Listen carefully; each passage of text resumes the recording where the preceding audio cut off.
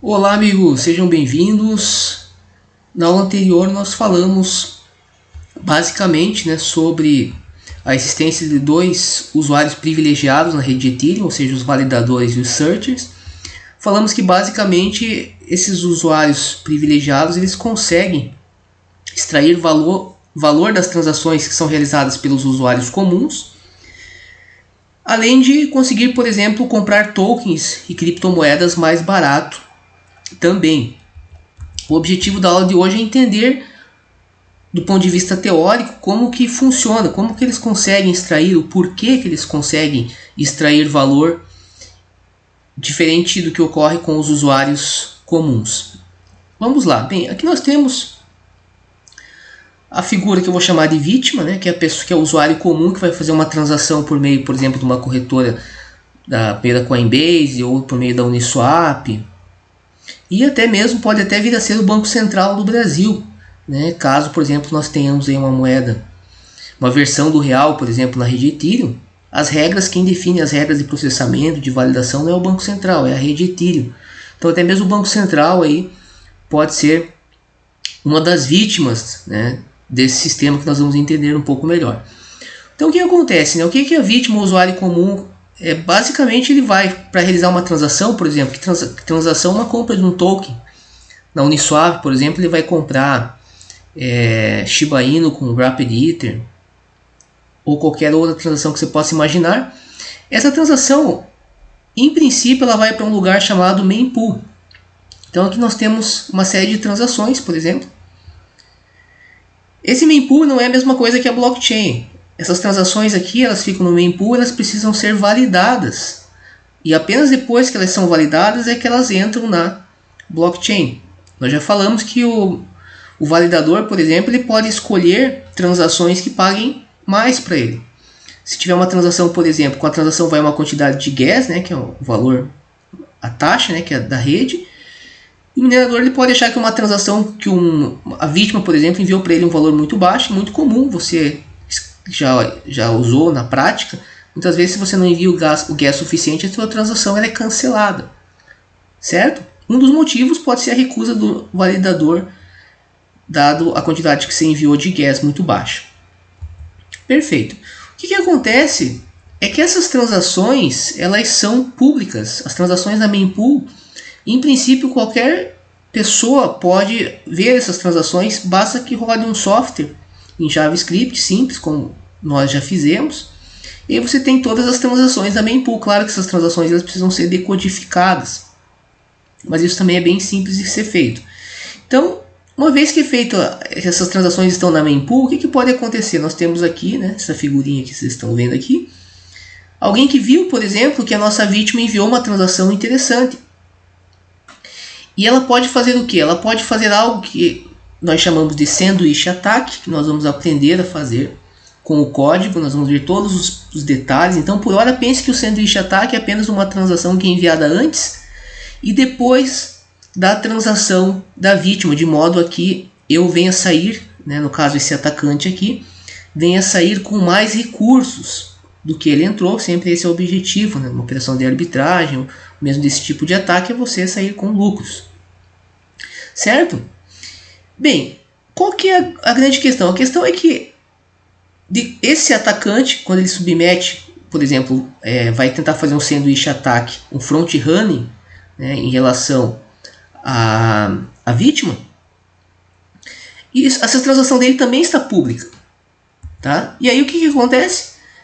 Pode acontecer o sanduíche do sanduíche, Alguma outra pessoa pode ver que tem um atacante querendo fazer um sanduíche de uma transação e ele pode, por meio de mais recursos, fazer o sanduíche do sanduíche. Tá? Não se preocupe inicialmente o porquê que esse tipo de transação dá lucro, nós vamos ver em detalhes durante a construção do nosso próprio bot de sanduíche ataque. Por enquanto apenas quero que vocês entendam a dinâmica e principalmente os termos que são utilizados. Tá? Então perceba que, em princípio, o cara criou lá um robô, para fazer de arbitragem, conseguiu fazer até um sanduíche ataque na Mempool, mas foi vítima também de um ataque. E como que isso é resolvido? é resolvido da seguinte forma, por meio do que nós chamamos de flashbots. Então vamos entender que agora tem eu aqui, que agora não vou ser mais chamado de vítima, não vou ser chamado não, né? Não seria vítima, seria algo que nós chamamos de searcher, certo? Eu vou enviar transações, agora não mais para o main pool de transações, eu vou enviar transações para uma espécie de um servidor que nós vamos chamar de relayer, tá? Eu posso enviar várias transações, inclusive no Sandwich Attack, no que nós vamos realizar, nós vamos enviar basicamente 4 transações. E essas transações elas vão para essa figura aqui que nós vamos chamar de, né, relayer. E esse relayer ele não vai colocar o meu bundle aqui, de modo a que ele seja público. Ele vai colocar as minhas transações em um outro local, uma espécie de um mempool privado, que é apenas visto aqui pelos que nós vamos chamar de flashbots. Você pode pensar que os flashbots então são validadores que possuem uma espécie de um mempool, só que privado, ou seja, a minha transação aqui ela não pode ser vista por esse atacante e por mais ninguém. Então eu consigo, por exemplo, realizar uma operação Sandwich Attack, por exemplo, sem correr o risco de ser vítima de um outro Sandwich Attack. Só que, aí você deve estar pensando, mas por que esses flashbots fazem isso? Será que é para resolver um problema da rede? Não, a rede Ethereum, assim como a rede em geral Bitcoin, é baseado em princípios da teoria dos jogos, incentivos. Tudo é baseado em incentivos.